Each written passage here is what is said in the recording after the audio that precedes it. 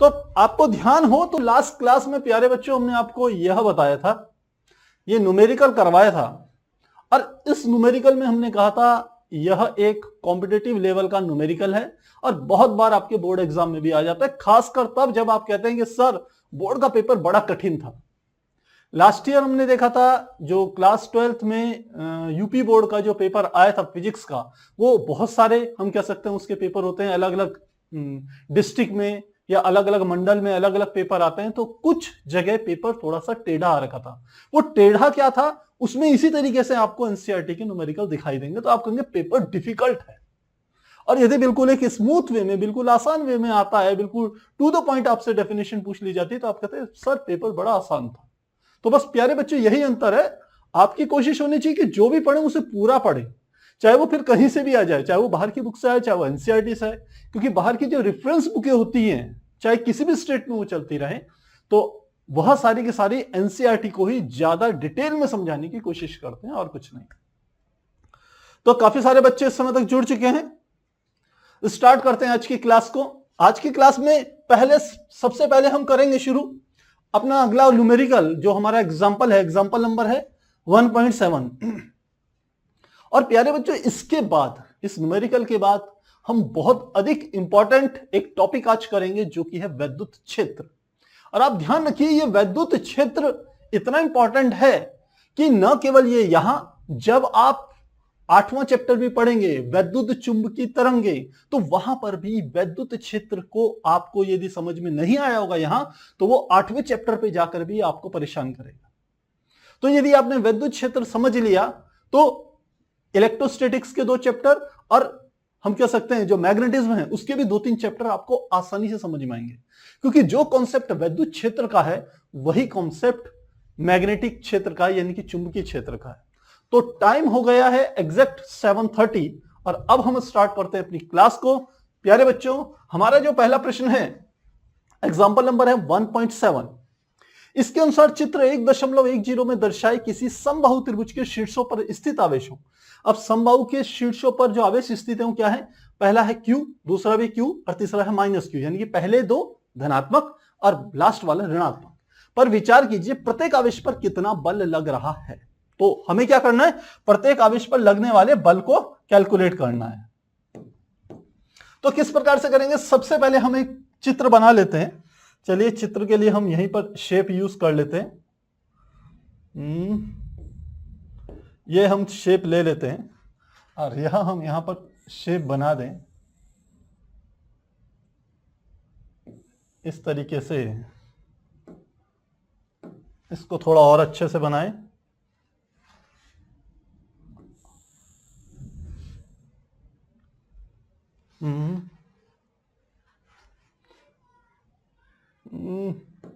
प्यारे बच्चों ये थोड़ा सा,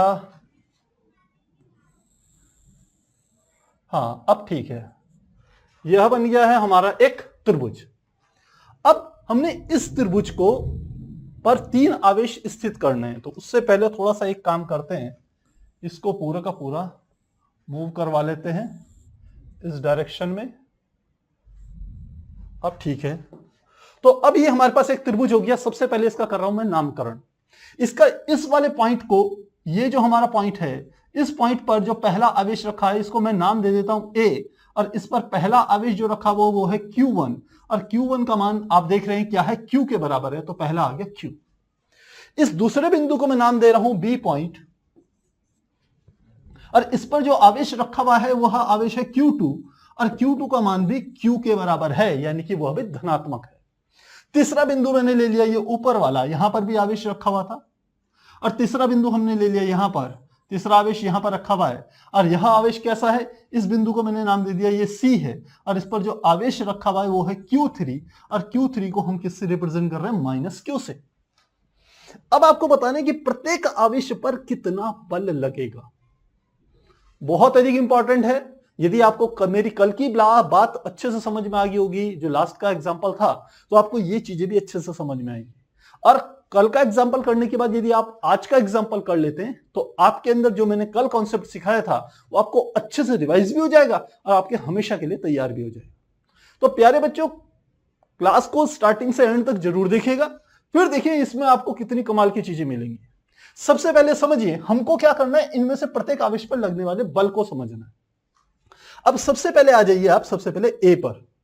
ए पर यह आवेश रखा हुआ है जो कि है Q1, जो कि Q के बराबर है। तो इस वाले आवेश को, दो आवेश इसके बगल में हैं, एक ये वाला आवेश जो बी पर रखा हुआ है, एक ये आवेश सी पर रखा हुआ है। तो पहला मैं ये ज्ञात करता हूं कि इस पर बी के द्वारा कौन सा बल लगेगा। और जो बल लगेगा आप जानते हैं ये भी धन है, यह भी क्या है, धन है। तो लगने वाला बल प्रतिकर्षण बल होगा। यदि प्रतिकर्षण बल होगा तो प्रतिकर्षण बल की दिशा क्या होगी, ये वाला आवेश यदि क्यू है तो ये वाला आवेश, बी वाला आवेश, ये भी धनात्मक है और यह वाला भी कितना है, धनात्मक। तो वो वाला धनावेश इस धनावेश आवेश को इधर की ओर धक्का मारेगा। यदि धक्का मारेगा तो यह लगने वाले बल का मान क्या होगा, इस लगने वाले बल का मान होगा F। अब क्योंकि ये जो आवेश था ये इसका नाम पहले था Q1 और दूसरा आवेश क्या है Q2, तो लगने वाले बल का नामकरण करेंगे F12। मुझे लगता है ये बात मैं आपको समझा चुका हूं पहले, और यही चीजें आपको बार बार समझनी है, बार बार प्रैक्टिस में लानी है, जिससे आपकी अच्छी प्रैक्टिस हो जाएगी। तो कोई दिक्कत नहीं आएगी आपको न न्यूमेरिकल करने में न डेरिवेशन करने में। तो प्यारे बच्चों लगने वाले बल का मान F12, क्या डायरेक्शन है उसकी, इधर की ओर, प्रतिकर्षण बल है। तो सबसे पहले मान निकालता हूं मैं सबसे पहले F12 का, तो हम लिखते हैं F12 बराबर क्या होगा, फार्मूला लगाएंगे कूलम्ब्स का लॉ का कि दो बिंदु आवेशों के बीच में लगने वाला बल क्या होगा।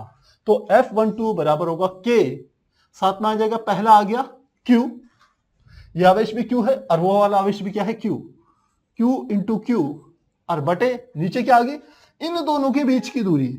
अब ये क्योंकि एक समबाहु त्रिभुज है, आपको यहां पर लिखा हुआ है, देखिए ये लिखा हुआ है समबाहु त्रिभुज।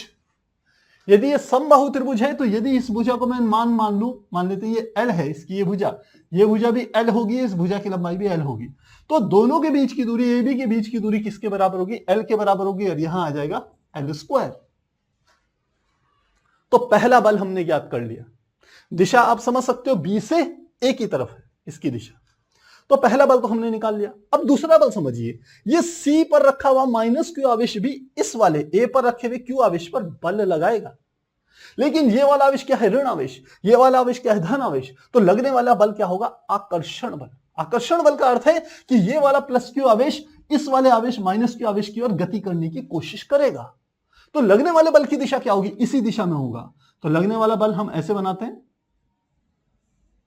ये वाला लगने वाला बल, और इस बल का मान क्या रख दिया हमने, क्योंकि यह 1 पर लग रहा है तो F1 पहले वाले पर लग रहा है, किसके द्वारा लग रहा है, तीसरे के द्वारा लग रहा है, F13। तो लगने वाला F13 बल इस दिशा में होगा।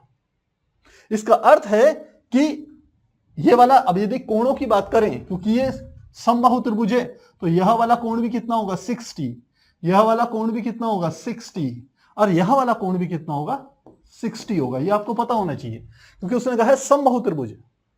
तो इस बल का मान यदि मैं निकालूं तो क्या आ जाएगा, ठीक ऐसे ही निकाल लेते हैं यहां पर। तो ये आ जाएगा F13 बराबर F13, यानी कि ये वाला बल F13। तो सबसे पहले आ जाएगा कांस्टेंट K, क्योंकि ये निर्वात में रखा है ऐसा मान लेते हैं। और पहला बल कौन सा आ गया, पहला हो गया Q और दूसरा भी क्या है, -Q। तो हम ऐसा लिख सकते हैं Q, दूसरा भी Q और बटे इन दोनों के बीच की डिस्टेंस क्या आ गई, L, और उसका क्या आ गया, स्क्वायर। अब हम यदि यहां दिशा की बात करें तो इस वाले की दिशा किधर की ओर है, हम कहें ये B से A की तरफ है, F12। मैंने यहां पर इसकी दिशा लिख ली, B से A की ओर। और दूसरा इस वाले की दिशा लिखूं तो इसकी दिशा लिख सकता हूं मैं A से C की तरफ।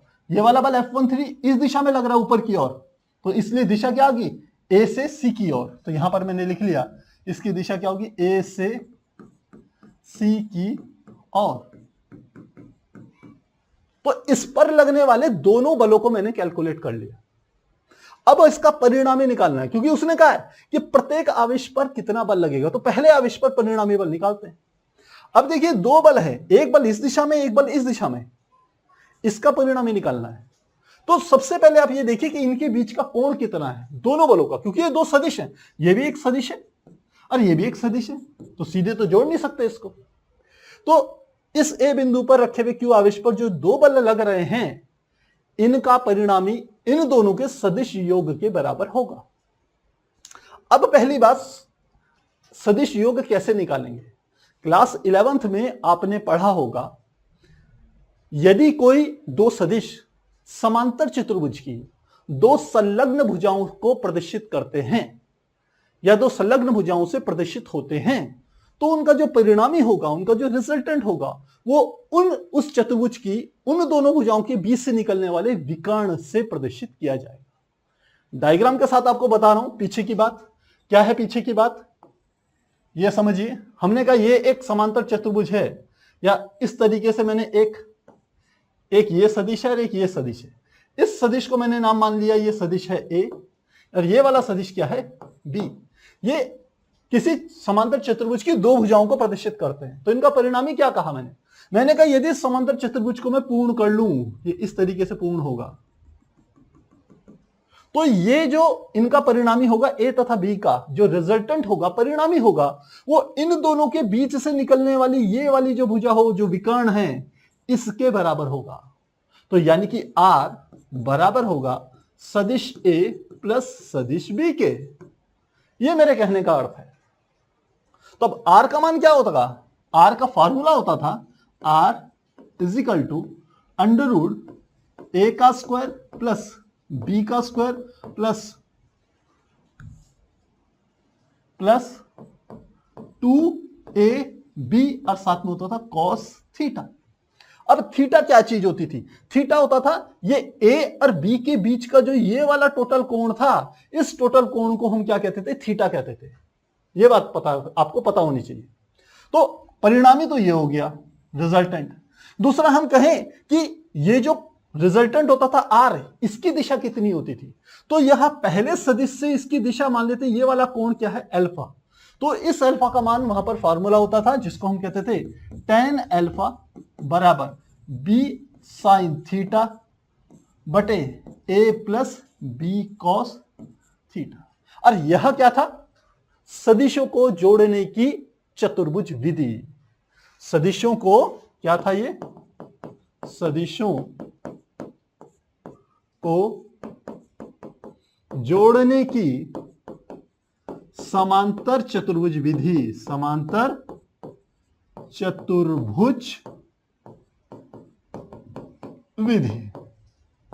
ये मैंने आपको इतनी बात यहां पर समझा दी है। ये क्लास 11th के लिए, क्लास 11th में आपने ये पढ़ा हुआ होगा, नहीं पढ़ा तो मैंने आपको ये बात समझा दी। अब इसका यूज होगा प्यारे बच्चों।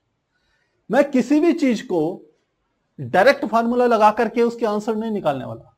मैं चाहता हूं आपको डीप तक पता चले कि कोई भी चीज हो रही है तो क्यों हो रही है, आपको पता होना चाहिए, जिससे जब आगे के ऐसे क्वेश्चंस आप करें तो खुद से कर पाए, आपको कोई रटने की आवश्यकता ना हो। तो प्यारे बच्चों क्या करना है, हमने F12 और F13 दोनों बता दिए। तो अब इनका परिणामी, ये देखिए, ये समांतर चतुर्भुज की एक भुजा है, ये दूसरी भुजा है। तो समांतर चतुर्भुज की रचना कर रहा हूं मैं।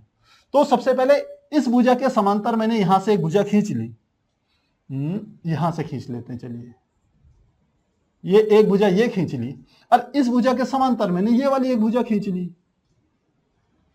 अब जो परिणामी होगा वो इन दोनों के बीच से निकलने वाली रेखा के योग के बराबर होगा। तो इसको ऐसे कर लेते हैं। तो परिणामी क्या होगा? ये वाला होगा इनका परिणामी, ये। और इस परिणामी को मैं क्या नाम दे रहा हूं? ये परिणामी है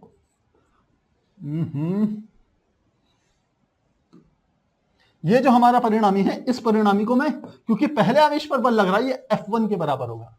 ये वाला परिणामी किसके बराबर है? F1 के बराबर। दूसरी बात, इसका ये वाला कोण कितना है? ये वाला कोण, चलिए इसको बाद में डिस्कस करेंगे। पहले ये देखिए कि ये वाला कोण, ये पहला सदिश कौन सा था? F12। दूसरा सदिश क्या? F13। इन दोनों के बीच में कितना कोण है? यदि ये कोण 60 है तो आप समझ जाएंगे ये टोटल जो कोण होगा, ये टोटल कोण कितना होगा? 120 डिग्री। बिल्कुल होगा। तो अब मुझे परिणामी निकालना है। उससे पहले एक बात, आप यदि इन दोनों बलों को देखेंगे तो इन दोनों बलों की दिशा अलग अलग है। ये बी से ए की ओर है, ये ए से सी की ओर है, जबकि इनका परिणामी इनका जो हम कह सकते हैं मैग्नीट्यूड है, परिमाण है, वह बराबर है। यह भी इसके बराबर है और ये वाला भी इसके बराबर है। तो हम लिख सकते हैं क्योंकि F12 का परिमाण बराबर है F13 के बराबर। इसको मैं किसके बराबर ले सकता हूं? मान लेते मैंने इसे F के बराबर ले लिया, तो F का मान किसके बराबर आ गया? F का मान आ गया K Q, और Q की Q में गुणाऊंगी तो क्या आ जाएगा? Q स्क्वायर बटे L स्क्वायर। तो मुझे लग रहा है इतनी बात आपको समझ में आ गई होगी, क्योंकि यह दोनों के परिमाण आपस में बराबर हैं, तो इनको मैंने एक तीसरे परिमाण F से प्रदर्शित करा, जिसका मान K Q स्क्वायर बटे L स्क्वायर के बराबर होगा। तो अब इसका अर्थ क्या हुआ? ये F12 भी किसके बराबर है? F के बराबर। और ये F13 भी किसके बराबर है? F के बराबर। अब ये भी F, ये भी F, दोनों F हैं, तो इनका परिणामी क्या होगा? परिणामी के लिए सूत्र कौन सा लगाना है? ये वाला। तो लिखते हैं परिणामी क्या है? F1। तो लिखते हैं अतः परिणामी F1 बराबर, देखिए अंडर रूट का निशान है तो मैंने अंडर रूट लगा दिया, a स्क्वायर। तो पहला क्या था? F12 था, पहला सदिश। जो यहां पर a था वह क्या था? यहां F12। उसका परिमाण लेना है, तो उसका परिमाण F के बराबर है, जैसे मैंने आपको यहां पर बताया। तो क्या आ जाएगा? F, तो a स्क्वायर है तो पहला क्या आ जाएगा? F स्क्वायर, प्लस दूसरा क्या आएगा? b square. b की जगह कौन सा है? दूसरा सदिश F13। इसका भी परिमाण किसके बराबर है? F के बराबर। तो b स्क्वायर की जगह फिर से क्या आ जाएगा? F square plus 2ab। तो 2a की जगह भी F, b की जगह भी F, और साथ में आ जाएगा cos थीटा। तो साथ में क्या आ जाएगा? cos थीटा का मान कितना है? ये टोटल कोण a तथा b के बीच का कोण कितना है? 120। जैसे मैंने यहां पर बताया, ये टोटल कोण ये वाला था, थीटा था, तो कोण का मान कितना आ गया? 120। ये हमारे पास इसका मान आ गया। अब इसको थोड़ा सा सॉल्व करना है अपने, तो सॉल्व करेंगे तो क्या आ जाएगा? देखिए F square 2f square plus 2f की f में गुणाऊंगी तो क्या आ गया? 2f स्क्वायर मल्टीप्लाई cos 120 का मान कितना होता है? क्या यदि आपको पता है? जब तक मैं cos 120 का मान बोर्ड में लिख रहा हूं, तो आप में से जिनको आता है वो चैट सेक्शन में लिखिए, तो मुझे पता चलेगा आप कितनी अच्छी तैयारी कर रहे हैं। cos 120 का जो मान होता है वो होता है -1/2, इसके बराबर होता है।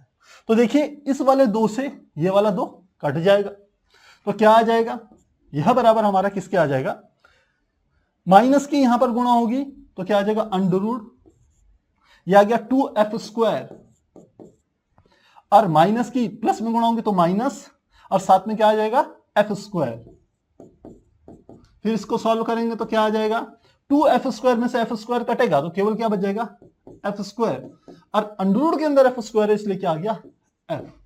तो अल्टीमेटली मुझे पता चल गया, ये सब मैं क्या निकाल रहा था? F1 का मान निकाल रहा था, तो मुझे पता चल गया अतः पहले आवेश पर लगने वाला बल, अतः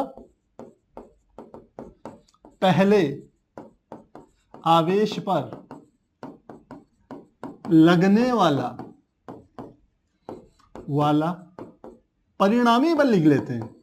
परिणामी बल F1 बराबर किसके होगा? F के होगा। तो परिणामी तो मैंने निकाल लिया, ये F के बराबर है। अब आप में से कोई कह सकता है कि सर इसकी दिशा क्या होगी? तो दिशा ज्ञात करने के लिए मुझे क्या निकालना है? अल्फा। अब आप कहेंगे सर अल्फा क्या है? अल्फा इस पहले वाले, जो ये हमारा पहला सदिश था F12, इससे इस परिणामी F1 का बनने वाला कोण है। तो वो कैसे बनाएंगे? वो बनाएंगे हम, कलर थोड़ा चेंज कर लें।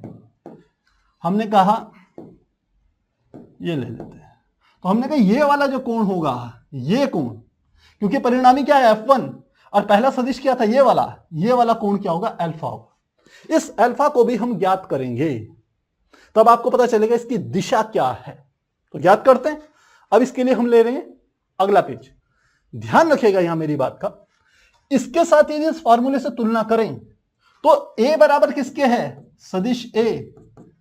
सदिश a किसके बराबर आ रहा है? आप देखें f के बराबर। सदिश a का परिमाण किसके बराबर है? f के बराबर। सदिश b का परिमाण किसके बराबर है? वह भी f के बराबर है, ये वाला। तो इन दोनों बातों का आपने ध्यान रखना है। तो tan अल्फा बराबर है b sin थीटा बटे a plus b cos theta. तो इसको यूज करते हैं। हमने कहा F1 की दिशा, F1 की दिशा ये निकालेंगे तो क्या होगी वो tan अल्फा बराबर, फॉर्मूला हमने कहा b sin थीटा बटे a plus b cos theta. तो b का मान भी क्या है f sin थीटा। अब थीटा का मान आपको पता है वो 120 है, तो साइन 120, तो b sin थीटा बटे फॉर्मूला था a भी क्या है f के बराबर, a प्लस b भी क्या है f, और साथ में आ जाएगा cos 120, ये आ जाएगा। तो देखिए ऊपर है f, तो ऊपर f साइन 120 का मान होता है, जो साइन 60 का मान होता है वही 120 का मान होता है। साइन 60 का मान होता है √3/2 पॉजिटिव में, ये दोनों में f कॉमन ले लेंगे तो ये आ जाएगा f, अंदर आ गया 1 प्लस f तो बाहर आ गया। cos 120 का मान क्या होता है -1/2। इसे सॉल्व करेंगे तो इस वाले f से ये वाला f कट गया, ऊपर आ गया √3/2। नीचे देखिए 1 माइनस की प्लस में गुणा होगी तो क्या आएगा माइनस, तो एक में से 1/2 घटेगा तो क्या आ जाएगा 1/2 प्लस का, इस 2 में से ये वाला 2 कट गया तो आंसर कितना आ गया √3। ये किसके बराबर है tan अल्फा के बराबर। तो tan अल्फा यदि √3 है तो √3 का मान tan में कब होता है, आपको ध्यान हो होता है tan 60 में, tan 60 डिग्री में होता है प्यारे बच्चों। यदि 60 डिग्री में होता है तो इसका मतलब है अल्फा बराबर कितना है 60 डिग्री। इसका अर्थ है ये जो F1 की जो दिशा होगी वो पहले सदिश से 60 डिग्री के कोण पर होगी। क्यों होगी ये भी समझिए, इसको हम बिना ऐसे सॉल्व करे भी निकाल सकते थे। क्यों निकाल सकते थे, क्योंकि यह वाला बल इस बल के बराबर है, तो परिणामी जो होगा वो बिल्कुल मध्य से जाएगा, यानी कि इधर भी 60 डिग्री का कोण होगा, इधर भी 60 डिग्री का ही कोण होगा। तो उसने कहा था कि प्रत्येक आवेश पर कितना बल लगेगा, तो हमने पहली बात तो इसकी फाइनल कर दी कि पहले आवेश पर कितना बल लगेगा। अब चलते हैं इस दूसरे आवेश पर। देखिए हर चीज इंपॉर्टेंट है प्यारे बच्चों, आपको एक एक चीज समझनी चाहिए, टाइम की चिंता मत कीजिए। आप सब में से ज्यादा बिजी प्यारे बच्चों मैं हूं, लेकिन फिर भी मैं कोशिश करता हूं आपको एक एक बात समझाने की, मेरी कोशिश होती है। ऐसा ना हो कि आप पढ़ रहे हो और फिर आपके दिमाग में कुछ डाउट्स आ जाएं। तो लास्ट में मैं बताऊंगा, बहुत अच्छे हैं, बहुत से बच्चों ने tan की बिल्कुल वैल्यू लिखी है कि tan 60 में वैल्यू होती है, एक बच्चे ने शायद 30 भी लिख लिया, 30 1/√3 के बराबर होती है, आप ध्यान रखेगा। तो इस दूसरे वाले पे जरा हम मान रखते हैं। दूसरे पे यदि रखें तो कैसे रखेंगे, अब देखिए पहला वाला जो ये वाला आवेश था प्लस क्यू आवेश, वो इस प्लस क्यू आवेश को क्या करेगा धकेलेगा, रिपल करेगा, प्रतिकर्षित करेगा। तो किधर की ओर लगेगा इसमें बल, इस पे जो बल लगेगा इस दिशा में लगेगा। ये वाले बल का मान क्या होगा, इस बल का मान क्या होगा, ये 2 पर लग रहा है 1 के द्वारा, तो F इसको लिखेंगे 2 1, F21 होगा ये वाला बल। दूसरा बल इसके द्वारा लगेगा C के कारण, क्योंकि ऋण आवेश है, ये इस वाले को क्या करेगा आकर्षित करेगा अपनी ओर, तो इस पर लगने वाला बल क्या होगा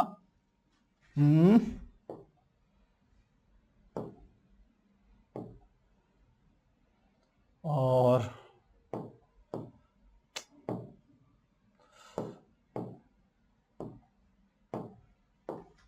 अब इधर की ओर लगने वाला बल मैंने कहा क्या है, यह जो बल लगेगा इस दिशा में लगेगा, क्योंकि ये वाला धनावेश है, ये ऋण आवेश है, इस वाले आवेश को ये वाला आवेश अपनी ओर खींचेगा, तो खींचेगा तो लगने वाला बल इस तरीके से बना दिया मैंने। और इस वाले बल का मान क्या होगा, इस बल का मान होगा F, किस पर लग रहा है 2 पर, किसके द्वारा लग रहा है 3 के द्वारा, F23 ये लग रहा है। फिर से कहें इनके बीच का कोण कितना होगा, यदि ये 60 है तो ये वाला कोण कितना बचा प्यारे बच्चों, आपको अच्छे से पता है ये वाला कोण 120 डिग्री ही होगा, 120 डिग्री होगा। तो सबसे पहले बिल्कुल जैसे हमने यहां पर निकाला था वैसे यदि निकालें F21 और F23 तो उसके परिणाम भी आपस में बराबर आएंगे, क्योंकि ये दूरियां भी वही है, सेम है L, तो इस बात को ध्यान रखेगा। तो निकालें F21 और F23 को निकालें, बिल्कुल इसकी तरह निकालेंगे, तो लिखते हैं दूसरे आवेश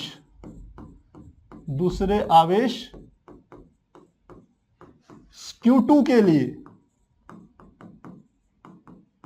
पहला लगने वाला बल हमने कहा कौन सा है, F21 1 के द्वारा, तो वही कांस्टेंट के Q की Q में मल्टीप्लाई होगी तो क्या आ जाएगा Q² और बटे क्या आ गया L²। और सेम यही किसके लिए होगा, ये F हम कह सकते हैं 2 3 के लिए होगा, जो ऊपर की ओर बल लग रहा है वो भी K इंटू Q² बटे L² के बराबर होगा। अब अंतर क्या है, केवल दिशाओं का अंतर है। इसकी दिशा क्या होगी, इसकी दिशा हम कह सकते हैं, आप यहां से देख लीजिए, इसमें देखिए यह है A से B की ओर, A से B की ओर, और यह है B से C की ओर। तो लिखते हैं यह है A से B की ओर और यह है B से C की ओर, ये आ गया। तो ये दोनों आपस में बराबर है, परिमाण तो आपस में बराबर है ना, तो हम लिख सकते हैं माना इसका परिमाण F21, क्योंकि ये किसके बराबर है, परिमाण F23, इसको बराबर, ये हमने देखा था ये पीछे की ओर हमने F के बराबर लिया था और सेम F का मान यहां पर है, तो ये भी F के बराबर है और इसका मान हो गया K Q² बटे L², ये ले लिया हमने। तो अब हमने मान तो निकाल लिए, फिर से चले अपने डायग्राम में। ये F23 किसके बराबर है, F के बराबर, और ये F21 भी किसके बराबर है, F के बराबर। तो अब इनका परिणामी निकालना है। तरीका वही है कि इन दोनों के, इस सदिश और इस सदिश के बीच से निकलने वाले विकर्ण के बराबर होगा। तो यहां पर पहले चतुर्भुज बना लेते हैं, तो ये मैंने ऐसे करके एक चतुर्भुज बना लिया। तो अब जो परिणामी होगा वो इसके बीच से निकलने वाले विकर्ण के बराबर होगा। ये हो गया हमारा विकर्ण, और इस विकर्ण को मैंने क्या नाम दिया, इस बल को, इसको नाम दिया, मान लेते हैं 2, F2। अब इसका परिणामी निकालना है F2 को। इसमें पहला वाला सदिश भी किसके बराबर है, पहले वाला बल भी किसके बराबर है, F, दूसरा बल भी किसके बराबर है, F, बिल्कुल पहले की तरह जैसे हमने यहां किया था। तो निकाले तो क्या आ जाएगा, फार्मूला तो वही लगेगा, हम लिखेंगे अतः परिणामी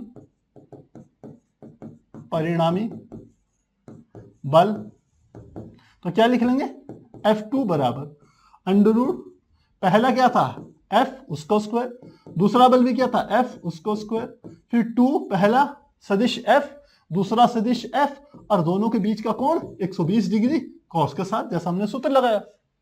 तो क्या आ जाएगा, यहां हमारा आ जाएगा 2F², और ये भी आ जाएगा क्योंकि F² 2F² आ गया, यहां पर भी क्या आ गया प्लस 2F², और कॉस 120 का मान कितना होगा, यदि आपको ध्यान है तो फिर से चैट सेक्शन में लिखिए। आप एक बार तो मैं पूछ चुका हूं आपसे, आप कह रहे होंगे सर बार बार पूछ रहे हो, मैं भी बार बार बता रहा हूं जिससे आपको याद रहे। जिन बच्चों को याद नहीं है उनको याद हो जाए, इसलिए बोल रहा हूं बार बार।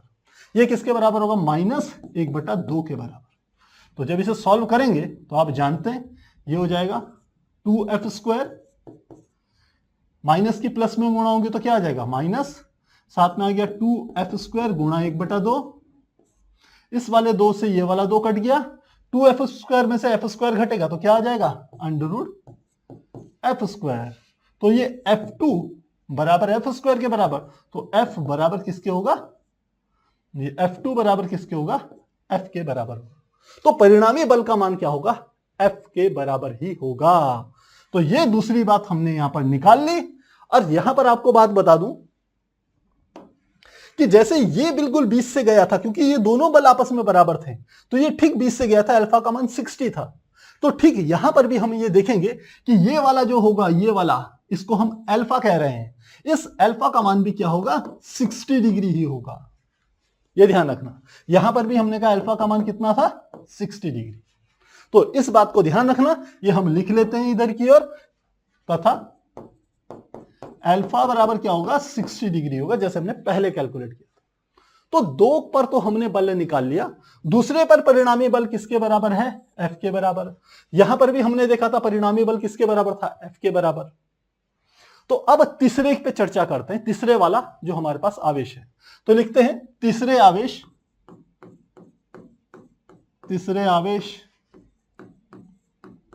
Q3 के लिए। यार बच्चों, ये जो क्वेश्चन हैं ये थोड़े से जटिल हैं, मतलब हम कह सकते हैं एक ही प्रोसेस बार बार रिपीट हो रहा है। आपको समझ में आ गया तो बहुत आसान है, समझ में नहीं आया तो डिफिकल्ट लगेगा। और आप हमेशा देखना ऐसे क्वेश्चन आपको लाइव क्लास में कोई इक्के दुक्के होंगे जो लोग कराएंगे, क्योंकि इन जटिल प्रश्नों को कराते ही नहीं है ज्यादा। तो यदि आप यहां पर अभी तक बने हुए हैं तो इसका मतलब है आपके अंदर सीखने की इच्छा शक्ति बहुत अधिक है, और ये बहुत अप्रिशिएटेबल है। हम कह सकते हैं बहुत अच्छी बात है, प्रशंसनीय है। इसका मतलब है आप पढ़ाई के प्रति बिल्कुल सजग हैं, मेहनत कर रहे हैं। तो तीसरे आवेश Q3 पर समझिए, वहां पर कुछ चीजें बदलने वाली हैं। कैसे बदलेंगी, डायग्राम में चलते हैं। अब देखिए ये वाला आवेश था Q3, इस Q3 पर सबसे पहले ये A पर Q1 जो आवेश था इसने बल लगाया, ये माइनस है ये प्लस है, तो ये वाला प्लस आवेश इस माइनस आवेश को अपनी ओर खींचेगा तो ये किस दिशा में जाएगा, ये इस दिशा में जाएगा।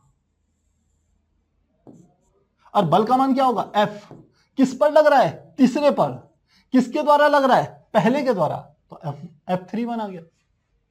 दूसरा देखिए ये वाला आवेश भी क्या है, धन आवेश, ये है ऋण आवेश, तो ये धन आवेश इस ऋण आवेश को अपनी ओर खींचेगा, तो लगने वाले बल की दिशा क्या होगी, वो इस तरीके से होगी यहां पर। और क्या होगा, ये F किस पर लग रहा है, 3 पर, किसके द्वारा, 2 के द्वारा, तो F32 होगी। तो अब यहां पर ये लग गया, अब इसका परिणाम ही निकालना है, तो फिर से समांतर चतुर्भुज बनाइए। इस वाली यहां पर इसके समांतर भुजा खींच दी हमने, तो इसके समांतर ये वाली भुजा खींच दी, और ऐसे इसके समांतर यहां से भुजा खींचे तो ये वाली भुजा ऐसे आ जाएगी। तो जो परिणामी होगा O से, वो यहां से इनके बीच से निकलने वाले, ये हमारा क्या होगा, परिणामी होगा। और इस परिणामी को मैं किससे रिप्रेजेंट कर रहा हूं, F3 से रिप्रेजेंट कर रहा हूं। तो फिर से F31 F32 इनके मान निकालेंगे, बिल्कुल पहले की तरह ही आएंगे। और जो परिणामी है, क्योंकि ये दोनों लगने वाले बल का मान भी F के बराबर होगा, अभी आपको निकाल के दिखाऊंगा, तो इसका अर्थ है ये जो F3 होगा वो बिल्कुल बीच से आएगा, यानी कि इसके एक तरफ का कोण भी 30 होगा, दूसरी तरफ का कोण भी 30 होगा। आप चाहे फॉर्मूले से निकालें, चाहे इस चीज को समझ के निकालें। तो अब सबसे पहले F31 निकालते हैं, आवेशों का मान QQ ही है तो निकालें। तो सबसे पहले F31 बराबर K Q² बटे L²। इसी प्रकार F32 इसका मान भी K Q² बटे L² के बराबर। और दिशा क्या होगी, दिशा आप जानते हैं, दोनों की दिशा क्या होगी, C से A की तरफ, दूसरा C से B की तरफ, क्योंकि इस दिशा में लग रहे हैं ना। तो ये वाला खुद क्या है C, ये वाला पॉइंट है A, ये वाला B, तो C से A की तरफ पहला बल F31 और C से लेके B की तरफ दूसरा बल F32। तो लिखते हैं इसको, ये आ जाएगा C से A की ओर, दूसरा ये वाला C से B की ओर, दूसरा बल लग गया।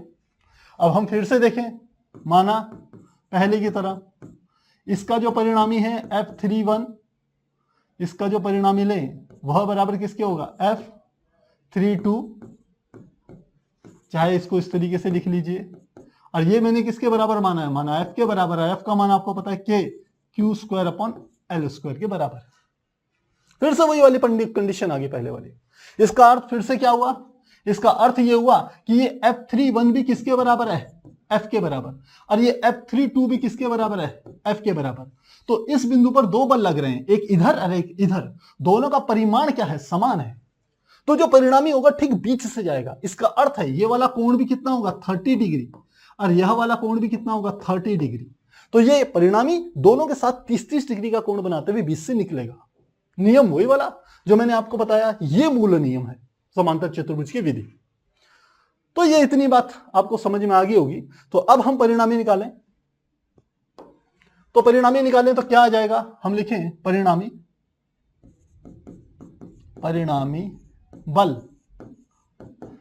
बल, जिसको कि हम किससे रिप्रेजेंट कर रहे हैं, F3 से रिप्रेजेंट कर रहे हैं। F3 बराबर अंडर, पहला बल भी F के बराबर, ये भी F के बराबर, तो क्या आ जाएगा, F² plus 2F into cos. अब की बार देखिए कोण कितना, हाँ एक चीज परिवर्तित हो गई, कोण अब की बार ये वाला जो कोण था, ये वाला कोण था 60 डिग्री, पिछली बार 120 था। तो हमने क्या करना है, यहां पर कोण ले लेना है 60 डिग्री। ये अब निकालें वैल्यू, तो कितनी आ जाएगी, F square 2f² plus 2f² multiply cos 60 का मान कितना होता है, √3/2, √3/2। इस वाले 2 से ये वाला 2 कट गया। सॉरी, cos 60 का मान होता है 1/2। तो थोड़ा सा इसको बैक कर लें, जो sin 30 का मान होता है वही cos 60 का मान होता है। cos 60 का मान आ गया 1/2। तो अब इस 2 वाले से इस 2 ये 2 कट जाएगा, ये दोनों के दोनों कट गए, तो क्या आ गया answer, √2f² plus f², 3f²। 3f² का अर्थ क्या है, वो √3 × f, यानी कि f3 की वैल्यू कितनी आ गई, तो तीसरा बल हो गया वो √3 × f के बराबर होगा। ये हमारा तीसरे आवेश पर लगने वाले बल का मान है। और इसकी दिशा क्या होगी, दिशा यानी कि जो अल्फा होगा वो कितना होगा, 30 डिग्री होगा, जैसा कि मैंने अभी आपको बताया। तो प्यारे बच्चों, इस प्रकार से हमने दिए हुए प्रश्न में तीनों के तीनों आवेशों पर लगने वाले बल की चर्चा कर ली। अब आप यदि एनसीईआरटी में इसका सॉल्यूशन देखेंगे, काफी शॉर्ट में उसने बताया, और साथ ही उसने एक कंडीशन दिखाई है। क्या कंडीशन दिखाई है वो भी बताता हूं मैं। वो कहता है 3 बल लगे थे, ए पर लगने वाला बल क्या था, हमने कहा वो F1 था, और उसकी जो वैल्यू निकल के आई थी वो Fi थी। इसी प्रकार बी पर लगने वाला बल क्या था, वो था F2, उसकी वैल्यू किसके बाद निकल के आई थी, F। और तीसरा सी पर लगने वाला जो बल था वो F3 था, उस पे जो वैल्यू निकल के आई अभी मैंने आपको बताई √3f के बराबर था। अब एनसीईआरटी क्या कह रही है, एनसीईआरटी कह रही है कि F1 plus F2 plus F3 बराबर 0 के है।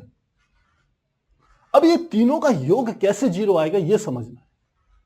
हालांकि क्वेश्चन में जितना दिया हुआ था वो मैं आपको सॉल्व करा चुका हूं, लेकिन वो एनसीईआरटी की यदि आप आंसर देखेंगे वो कहता है ये 0 के बराबर होगा, ये खुद से आपको करना है। तो कैसे करेंगे ये बात भी आपको समझा रहा हूं। हमने कहा वो 3 बल कौन कौन से थे। अब देखिए पहला बल क्या लग रहा था, F1 की दिशा देखिए ये वाली, ऐसे इस 36 के साथ अल्फा का मान कितना था, 60। ध्यान रखिएगा मेरी बात। दूसरा ये इस दिशा में लग रहा है, ये इस दिशा में लग रहा है, और ये वाला नीचे की दिशा में लग रहा है। ये 3 बातें ध्यान रखनी। इधर की ओर भी 36 के साथ 60 डिग्री का कोण, यहां पर इस दिशा के साथ 60 डिग्री का कोण, और ऊपर से तो नीचे आ ही रहा है। ये तीनों कोण है, बस इस चीज को ध्यान रखना है। तो परिणाम ही निकालते हैं। हमने कहा कि 3 बल लग रहे थे, तो मैंने इस तरीके से एक ऐसे बना दिया। मैंने कहा मान लेते हैं ये त्रिभुज का केंद्र है, उस पर परिणामी बल जो है एक तो नीचे की ओर लग रहा था। यह बल कौन सा था लग रहा था, आपको पता ये F3 बल था। F1 बल क्या था, इस दिशा में था, तो F1 बल की दिशा मैंने ये वाली बना दी, या इसको दूसरे कलर से बना लेते हैं। ये हमने बनाई F1 की दिशा ये वाली बना दी, और ये वाला कोण जो है ये कितना कोण है, ये 60 डिग्री का कोण है, ध्यान रखिएगा।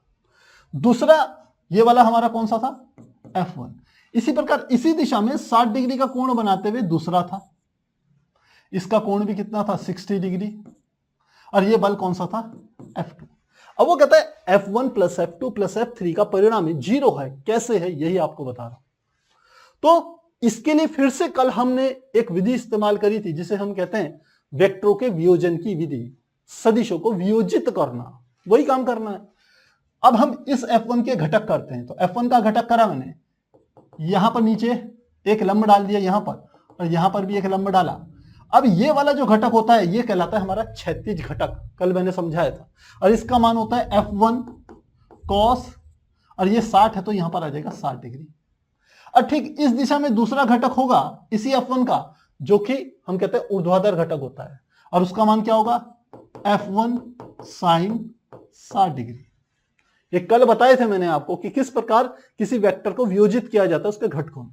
दूसरा सदिश देखिए यहां पर है, इसका भी वियोजन करना है। तो यहां से क्या करिए, एक नीचे की ओर लंब डाल दिया, और एक इस दिशा में लंब डाल दिया। जो ये वाला होगा ये क्षैतिज घटक कहलाएगा, और इसका मान क्या होगा, F2 cos 60। और ये वाला घटक कितना होगा, इसी दिशा में ऊपर की ओर, ये दूसरा घटक होगा F2 साइन 60, ये ऊर्ध्वाधर घटक। अब देखिए यह है F1 cos 60 है F2 cos 60। अभी मैंने आपको बताया F1 का जो परिमाण है, F1 किसके बराबर है? F के बराबर। F2 भी किसके बराबर है? F के बराबर। तो F1 cos 60 को मैं क्या लिख सकता हूं? F cos 60। F2 cos 60, F2 भी F के बराबर है, तो क्या आ जाएगा? F cos 60। क्यों बता रहा हूं इन बातों को? क्योंकि ये देखिए F1 cos 60 की दिशा इधर की तरफ है और F2 cos 60 की दिशा इधर की ओर है। ये एक दूसरे के बराबर है, विपरीत है, तो ये एक दूसरे को क्या कर देंगे? काट देंगे, कैंसिल कर देंगे। तो अब इन दोनों सदिशों के केवल दो घटक बचे, एक घटक इसका जो ऊर्ध्वाधर दिशा में, एक घटक इसका जो ऊर्ध्वाधर दिशा में। तो ऊपर की ओर यह है F1 sin 60, जिसको मैं लिख सकता हूं F sin 60, और इसको भी लिख सकता हूं F sin 60। तो अब इस बिंदु पर कितने बल कार्य कर रहे हैं? दो बल, एक नीचे की तरफ और दो बल ऊपर की तरफ। तो लिखते हैं अतः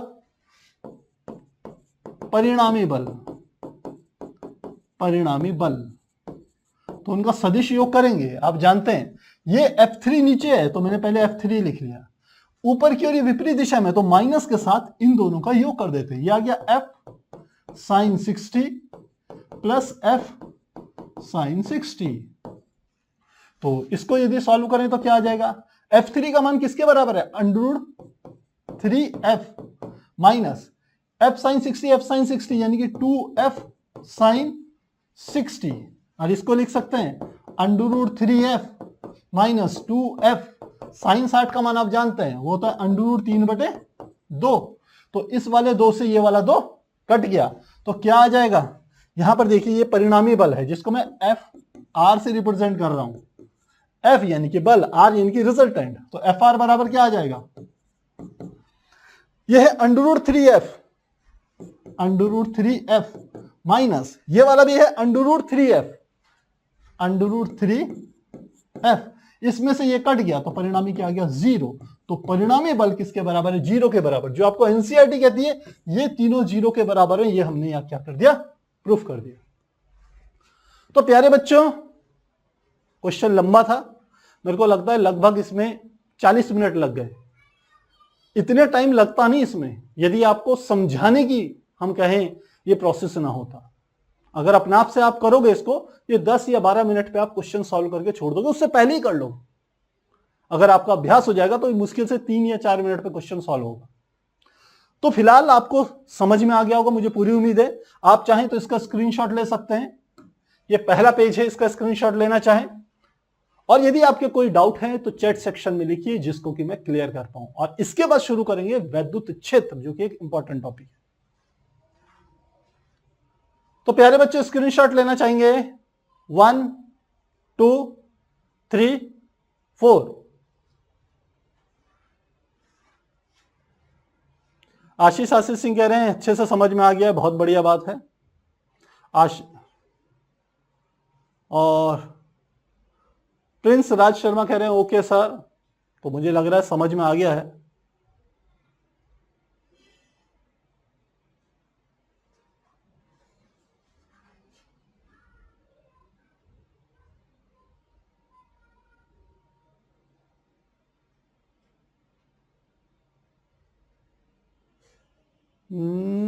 एक विजय श्रीवास्तव कुछ कह रहे हैं, मुझे समझ नहीं आया, पता नहीं किसकी वैल्यू कह रहे हैं।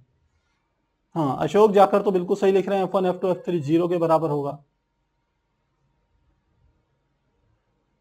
विजय श्रीवास्तव कह रहे हैं क्लियर है, ठीक है, अच्छी बात है। यदि कोई आपके डाउट हो तो आप लिख सकते हैं।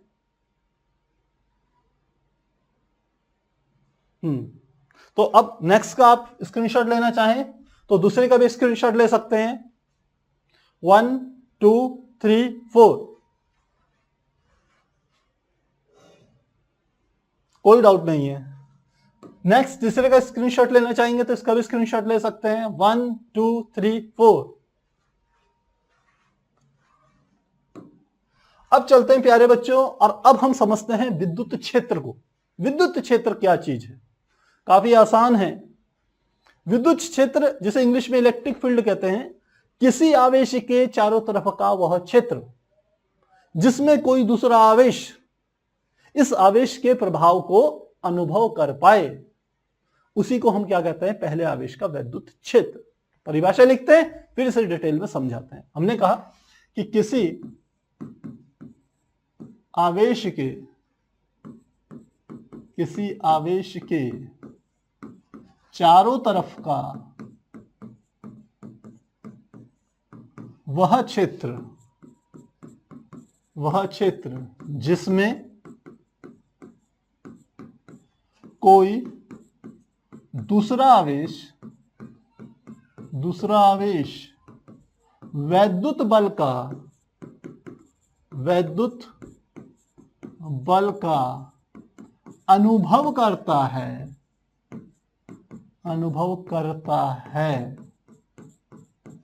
आवेश का वैद्युत क्षेत्र कहलाता है। और ध्यान रखेंगे, इसे कैपिटल ई से रिप्रेजेंट करते हैं, इसे कैपिटल ई से प्रदर्शित करते हैं,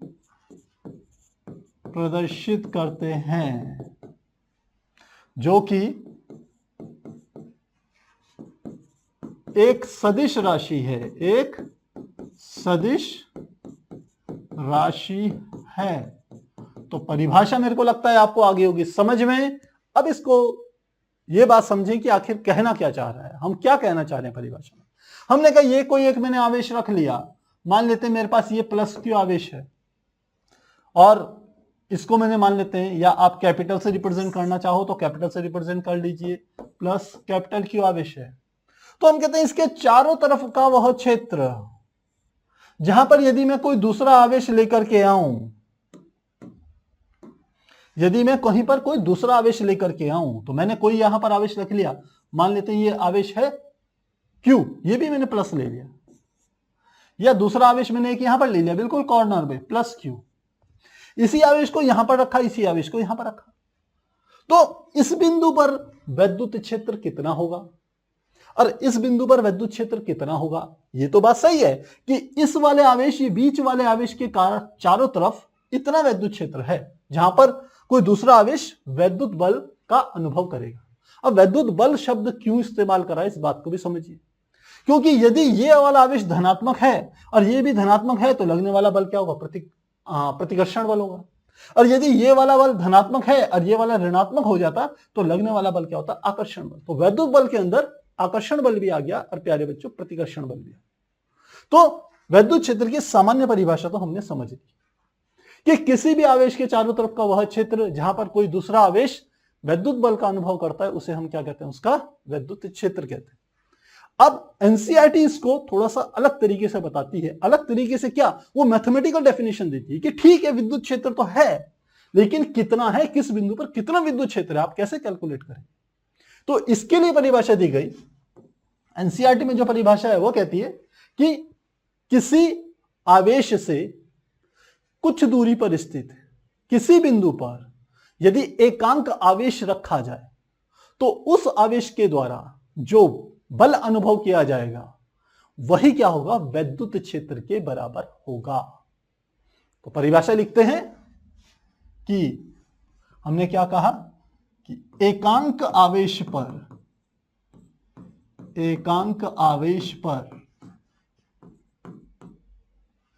किसी बिंदु आवेश द्वारा लगाया गया बल ही उस बिंदु आवेश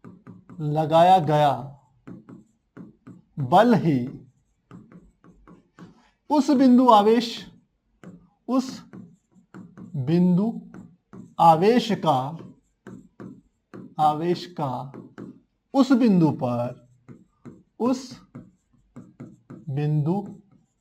पर वैद्युत क्षेत्र।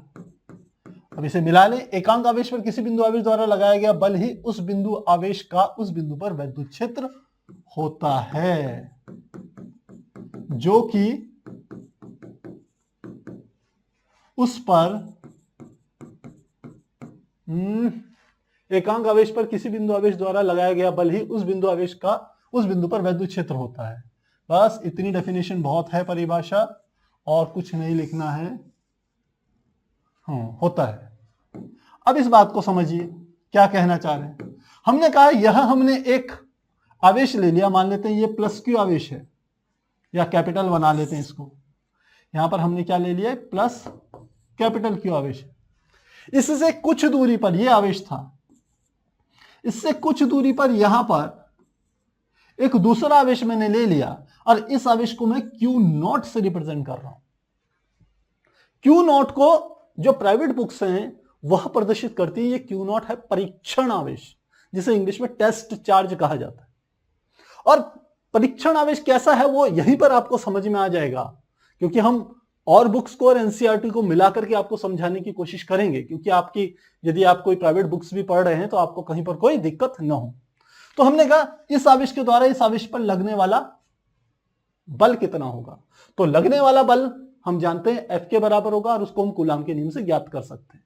तो अब दूसरी बात आती है कि वैद्युत क्षेत्र क्या होगा। तो परिभाषा कह रही है एकांक आवेश पर किसी बिंदु आवेश द्वारा लगाया गया बल ही उस बिंदु आवेश का उस बिंदु पर वैद्युत क्षेत्र होता है। इसका अर्थ है कि जो वैद्युत क्षेत्र है E वह बराबर सीधे होगा F बटे Q के, क्योंकि यदि आप Q का मान 1 रख देते हैं, यहां Q नॉट लिख देते हैं, चलिए, और यही हमारा क्या होगा, इसका फार्मूला होगा।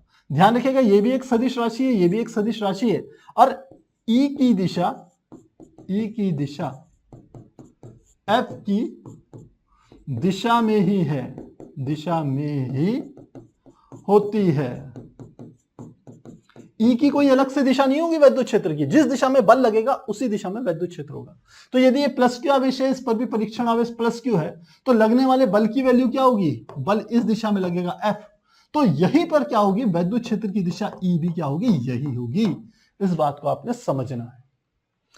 दूसरी बात, हम कहें कि इस वाले फार्मूले को में हम ये देखते हैं कि यहां पर परीक्षण आवेश हमने लिया, जबकि परिभाषा में हम क्या कहते हैं, एकांक आवेश। ये क्या चीज है, देखिए यहां पर हम इस बात को समझें कि अभी हमने कहा कि इस प्लस क्यू आवेश के द्वारा इस पर लगने वाला बल। अब यदि हम इस वाले आवेश का मान भी एक अच्छा खासा ले ले, खूब सारा ले ले, तो अब क्या ये दोनों के दोनों आवेश स्थिर रह पाएंगे, आप खुद ही सोचिए। ये आवेश मान लेते हैं मैं 4 कूलाम का ले लूं इस वाले आवेश को, और इसको मैं 2 कूलाम का ले लूं, तो इन दोनों के बीच में क्या लगेगा, प्रतिकर्षण बल लगेगा।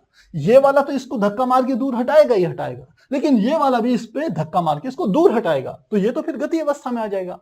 तो फिर हम वैद्युत क्षेत्र कैसे कैलकुलेट करेंगे। तो इस समस्या से बचने के लिए हम क्या करते हैं, इस वाले आवेश का मान न्यूनतम रखते हैं। तो हमने कहा Q0 को न्यूनतम रखा जाता है, न्यूनतम रखते हैं, जिससे वह प्लस Q आवेश के वैद्युत क्षेत्र को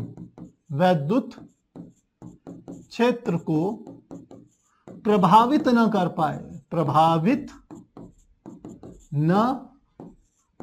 पाए, और इसीलिए हम इस वाले फार्मूले को इस रूप में लिखते हैं। हम कहते हैं वैद्युत क्षेत्र E बराबर F बटे, साथ में क्या आ जाएगा, Q या Q नॉट, और साथ में यहां पर लेते हैं limit Q not tending to 0, कि Q नॉट की वैल्यू क्या है, कम से कम है, एग्जैक्ट 0 नहीं है लेकिन लगभग 0 के बराबर।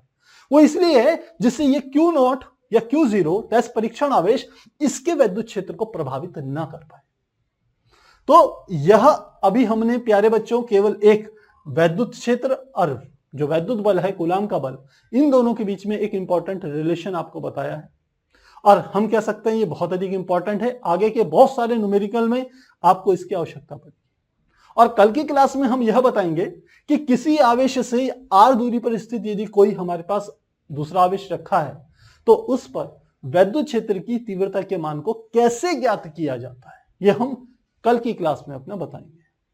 तो आज की क्लास लगभग 1 घंटा हो गया है, मैंने कहा था 40 मिनट से ज्यादा तो हमारा न्यूमेरिकल ने ही पूरा कर लिया है, और आप लोगों की संख्या भी मैं आज देख रहा हूं, क्योंकि न्यूमेरिकल था तो मैक्सिमम बच्चे भाग गए हैं। मैं आपको पहले भी बता चुका हूं, the quitters are never winner. जो भागने वाले होते हैं वो कभी विनर नहीं हो सकते। बच्चे पेशेंस रखिए, सीखने की कोशिश कीजिए। जो आपने पहले नहीं सीखा है वो अब सीखने की कोशिश कीजिए। आप देखेंगे आप में लगातार सुधार यदि करते जाएंगे तो आपके अचीवमेंट्स की कोई लिमिट नहीं होगी कि आप केवल यहीं तक प्राप्त कर सकते हैं। आपकी फिर कोई सीमा नहीं रह जाएगी यदि आप दिन प्रतिदिन सीखने की इच्छा रखते हैं। तो यदि आपके कहीं पर कोई, अशोक जाखड़ तो बहुत अच्छी तरीके से सारे के सारे फॉर्मूले भी लिखते हैं, बहुत बढ़िया बात है। ऐसे बच्चे मुझे बहुत पसंद है और हम कह सकते हैं कि इन्हीं बच्चों के कारण हम यहां पर खड़े भी हैं। और यदि जो बच्चे चले गए हैं, यदि उनके हिसाब से देखें तो मुझे नहीं लगता कि ये सीरीज पे ज्यादा दिनों तक टिक पाएगी। बाकी आपके ऊपर डिपेंड है। तो प्यारे बच्चों, आप लीजिए इसका स्क्रीनशॉट। तब तक आपके कोई डाउट है तो आप चैट सेक्शन में लिख सकते हैं। तो स्क्रीनशॉट लेना चाहेंगे 1 2 3 4।